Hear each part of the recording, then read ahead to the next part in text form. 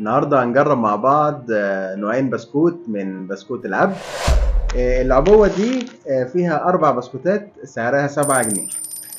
نجرب جوز الهند ولا الزبدة؟ جوز الهند. جوز الهند. طبعا انا حاسس ان 7 جنيه يعني اوفر شوية. وانا بحب جوز الهند. تمام، هنشوف اهو في علبة. ده 2. ده ضحكوا علينا. كل ناحية لا فيها 4 ايه اللي ضحكوا علينا؟ احنا ما ضحكش علينا يا يويو. تمام، اتفضل. كل ناحية فيها 2. نجرب بسم الله.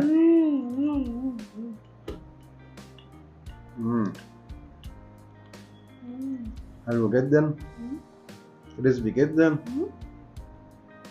ده عايز ايه ده؟ لبن، حليب. بس طبعا دي احنا عايزين مثلا 30 واحدة منها، و7 جنيه لا سعر اوفر يعني. بس جميل جدا بسكوت العبد بالزبدة. لسه بتاكل؟ بلعت. بلعت؟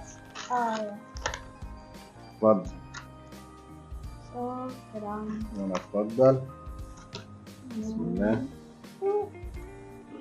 ده كمان عايز لبن برضو؟ يا سبحان الله. طعمه برضو حلو جدا، بس طعم الزبدة مش باين فيه قوي. التاني كان طعم جوز هند باين، ده طعم الزبدة مش باين. يعني في انواع تاني بيبقى بسكوت الزبدة باين فيه اكتر. هو زي ما انا قلت كده 30 باكت من دول على كوباية لبن سخنة، ونقعد ناكل كده في الهواء الطلق لحد ما يبان لنا صح كده؟